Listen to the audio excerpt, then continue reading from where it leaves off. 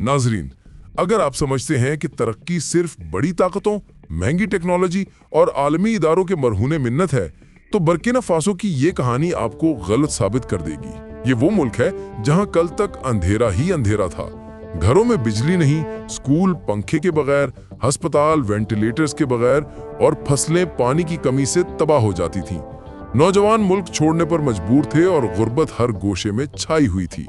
लेकिन इब्राहिम त्रावरे ने साबित कर दिया कि अगर अज़्म और खुद इन्हिसारी हो तो कोई ख्वाब नामुमकिन नहीं। उन्होंने the new river of freedom का ख्वाब देखा, जो न सिर्फ बर्किना फासो बल्कि पूरे अफ्रीका के लिए उम्मीद की नई किरण बन रहा है। ये कोई आम डैम नहीं, बल्कि जिंदगी बचाने वाला मिशन है। 1600 मीटर लंबा, 160 मीटर ऊंचा, 60 अरब क्यूबिक मीटर पानी का जखीरा और 12 जदीद टर्बाइंस जो सालाना 5000 मेगावाट बिजली पैदा करेंगी। ये मंसूबा सिर्फ बिजली के लिए नहीं बल्कि ज़राअत, सनत और बरामदात के लिए भी ऑक्सीजन का काम करेगा। बंजर जमीनें सब्ज होंगी, किसान खुद कफील होंगे, नौजवान अपने देहातों में काम करेंगे और गुर्बत कम होगी। ये कहानी सिर्फ डैम की नहीं, ये एक कौम की जद्दोजहद, एक लीडर के जुनून और एक ख्वाब की ताबीर है। याद रखें नाजरीन, अंधेरा हमेशा रोशनी से शिकस्त खाता है, मगर शर्त यह है कि कोई चिराग जलाने की हिम्मत करे। नाजरीन, अगर आप समझते हैं कि तरक्की सिर्फ बड़ी ताकतों, महंगी टेक्नोलॉजी और आलमी इदारों के मरहूने मिन्नत है, तो शायद आपको बर्किना फासो की इस नई कहानी ने गलत साबित कर दिया है। ये वो सरजमीन है जहां कल तक अंधेरा ही अंधेरा था, लेकिन आज एक ऐसा ख्वाब जन्म ले चुका है जो कौम को बिजली, पानी और खुशहाली देने जा रहा है। इब्राहिम त्रावरे ने साबित किया है कि अगर अज़्म और खुद इन्हिसारी हो तो कोई ख्वाब नामुमकिन नहीं। इस वीडियो में हम आपको दिखाएंगे कि न्यू रिवर ऑफ फ्रीडम किस तरह ना सिर्फ बर्किना फासो बल्कि पूरे अफ्रीका के लिए उम्मीद की नई किरण बन रहा है। नाजरीन, अगर हम बर्किना फासो की हालिया तारीख पर नजर डालें तो हमें एक ऐसी कौम नजर आती है जो दहाइयों से बदअमनी, गुर्बत और बुनियादी सहूलियात की कमी का शिकार रही है। ये वो मुल्क है जहां सूरज तो रोज निकलता है, लेकिन घरों में बिजली का बल्ब शायद ही कभी जलता हो। जहां स्कूल है मगर पंखे नहीं, अस्पताल है मगर वेंटिलेटर्स नहीं, क्योंकि बिजली ही नहीं।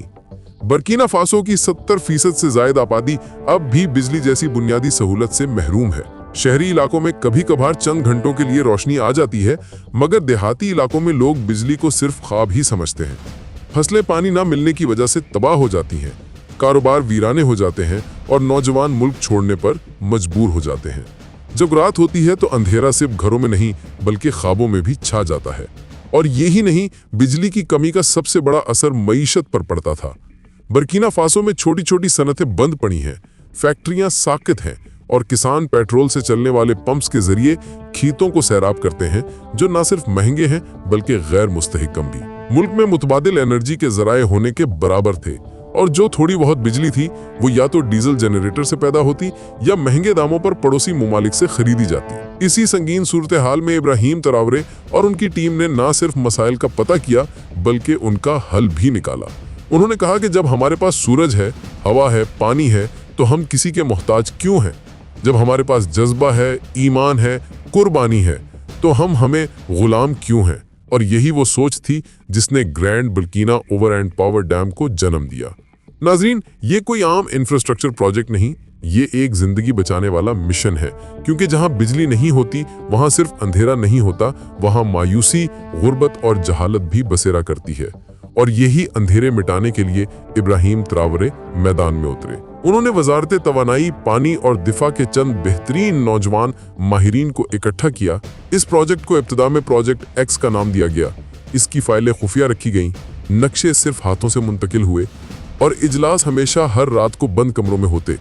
कोई ये नहीं जानता था कि इब्राहिम किस बड़े ख्वाब को जन्म दे रहे हैं। पहले मरहले में उन्होंने माहौलियाती और वाटर टेक्नोलॉजी माहिरीन को अफ्रीका के सहरा के मुख्तलिफ इलाकों में भेजा ताकि वो तहकीक करें कि कहाँ ऐसा डैम बनाया जा सकता है जो कम वसाइल से ज़्यादा फायदा दे।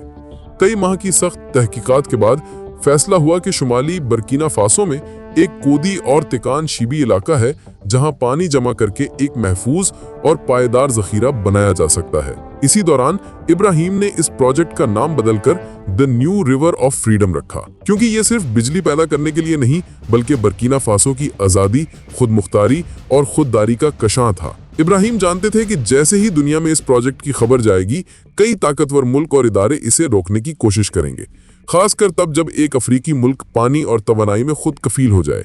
اسی لیے ابتدا میں اس منصوبے کو قومی دفاعی راز کی حیثیت دی گئی۔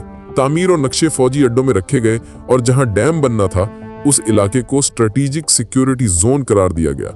یہاں صرف اسپیشل فورسز کو رسائی کی گئی۔ دوسروں ماہرین کے مطابق یہ ڈیم 1600 میٹر لمبا اور 160 میٹر اونچا ہے، یعنی یہ اتنا کہ جیسے 50 منزلہ عمارت کھڑی ہو مگر اس سے زیادہ وسیع۔ یہ کوئی عام بند نہیں بلکہ رولر کمپیکٹڈ کنکریٹ گریویٹڈ ڈیم ہے، وہی ٹیکنالوجی جو دنیا کے بہترین اور پائیدار ڈیموں میں استعمال ہوتی ہے۔ اس کے پیچھے بننے والا ذخیرہ 60 ارب کیوبک میٹر پانی کا رکھنے کی صلاحیت رکھتا ہے۔ یہ اتنا بڑا ذخیرہ ہے کہ پورے برکینا فاسو کو کئی سالوں تک مسلسل پانی فراہم کر سکتا ہے۔ ڈیم کے اندر 12 جدید فرانسیسی ٹربائنز لگائی جا رہی ہیں جو ملک کو ہر سال تقریباً 5000 میگا واٹ بجلی پیدا کریں گی۔ یہ مقدار برکینا فاسو کی موجودہ کل پیداوار سے دگنی سے بھی زیادہ ہے، یعنی اب گھروں، فیکٹریوں، سکولوں اور ہسپتالوں میں روشنی ہوگی، وہ بھی سستی، پائیدار اور اپنے ملک کی پیدا کردہ۔ یہ ٹربائنز 2 پاور سٹیشنز میں تقسیم کی گئی ہیں، ایک ڈیم کے بائیں جانب اور دوسرا دائیں جانب۔ اس طرح اگر ایک طرف مرمت کی ضرورت پڑ جائے تو دوسری طرف سے بجلی کی فراہمی جاری رہے۔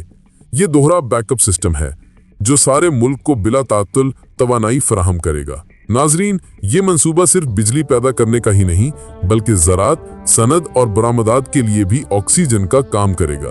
جب بجلی سستی ہو اور مسلسل ملتی ہو تو فیکٹریاں دن رات چلتی ہیں، کسان کھیتوں میں پانی دیتے ہیں اور نئی انڈسٹریز جنم لیتی ہیں۔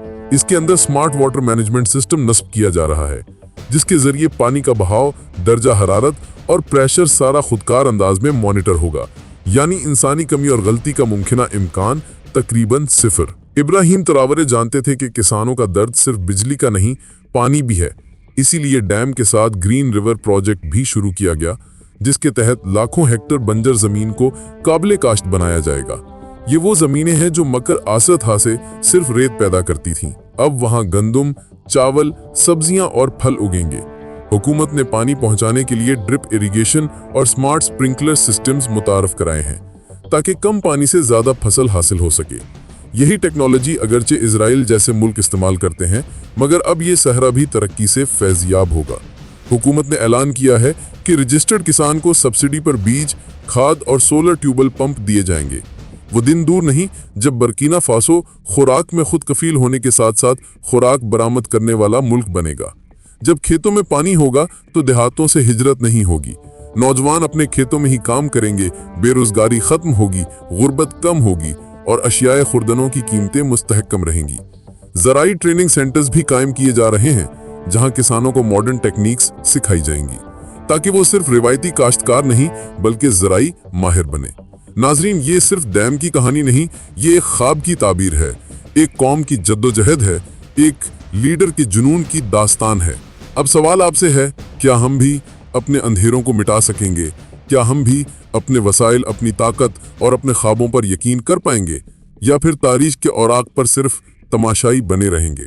یاد رکھیں ناظرین، اندھیرا ہمیشہ روشنی سے شکست کھاتا ہے، مگر شرط یہ ہے کہ کوئی چراغ جلانے کی ہمت کرے۔